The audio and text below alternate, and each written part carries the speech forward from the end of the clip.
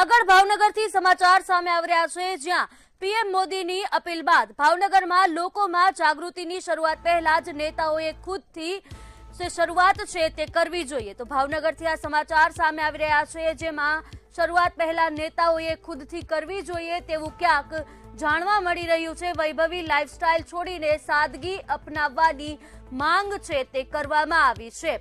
બિનજરૂરી ખર્ચ અને ખરીદી ટાળવાની અપીલ છે તે કરવામાં આવી છે। સમાચાર ભાવનગરથી સામે આવી રહ્યા છે, જેમાં સામાજિક આગેવાન વિપુલ ખુમાણીની પ્રતિક્રિયા છે તે સામે આવી છે।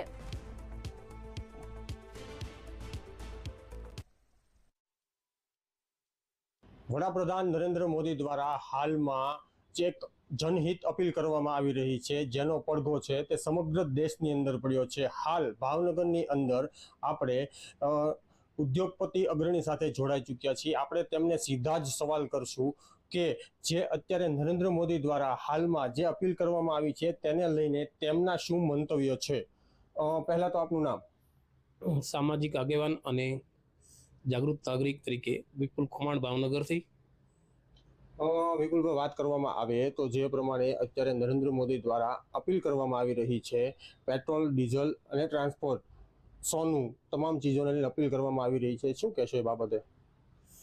દેશના પ્રધાનમંત્રીની અપીલ ખરેખર ખૂબ જ એક અંતરે સમજવા જેવી છે, પરંતુ એ અપીલની સાથોસાથ હું એક કહેવા માંગુ છું કે ખરેખર જો મોંઘવારી કંટ્રોલ કરવી હોય તો એમાં નાનો માણસથી માંડી અને મોટો માણસ એ દરેક વ્યક્તિ બિનજરૂરી ખર્ચા ટાળી અને જરૂરિયાત મુજબ જો જીવન જીવવા માટેની જે કોઈ જરૂરિયાતવાળી વસ્તુ છે એનો ઉપયોગ કરે તો 100% પરિણામ મળે। પરંતુ દુઃખ સાથે કહેવું પડે, ક્યાંક આપણી આવક કરતાં જાવક વધે ત્યારે આપણે બેલેન્સ કંટ્રોલ કરવાની આપણી ફરજ બને છે, અને સાથોસાથ એક આપણે પણ ઉદાહરણ બની શકીએ એવું જીવન જીવવા માટે આપણે કોઈને સાચા માર્ગ અને સાચી દિશા તરફ સૂચનો કરવા જોઈએ। આપણે તો ગૌરવવંતું ગુજરાત એટલે મહાત્મા ગાંધીજીનું ગુજરાત। રાષ્ટ્રપિતા તરીકે મહાત્મા ગાંધીજીને સમગ્ર વિશ્વ જ્યારે એમનો જીવન સંદેશ વાંચે છે ત્યારે સાચી દિશા આપણને જાણવા મળે છે।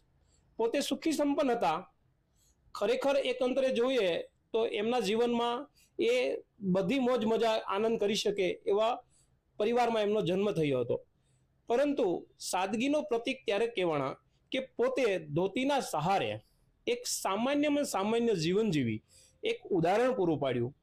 તો હું કહેવા એવું માંગુ છું કે આપણે સૌ કોઈએ સામાન્ય અને સરળ જીવન જીવી નાનામાં નાનો માણસ છે એ આપણામાંથી પ્રેરણા લે એવું જીવન જીવવું જોઈએ। કે પહેલા તો ખુદ પોતા ઉપર અંકુશ લાવવો પડે અને બાદમાં જે અપીલ કરી છે તેની ઉપર કાંક કાર્યવાહી થઈ શકે। જો આગળ વાત કરીએ તો આ તમામ પ્રકરણ જે છે તેને લઈને ભાવનગરના અગ્રણી દ્વારા આ તમામ વાક્યો કહેવામાં આવી ગયા હતા, અને હાલ અત્યારે મોંઘવારીને કંટ્રોલ કરવા માટે જો એકજૂથ થવું હોય તો સાથે મળીને હોકાર દેવો પડશે। હિરેન માંડલિયા, મંતવ્ય ન્યૂઝ, ભાવનગર।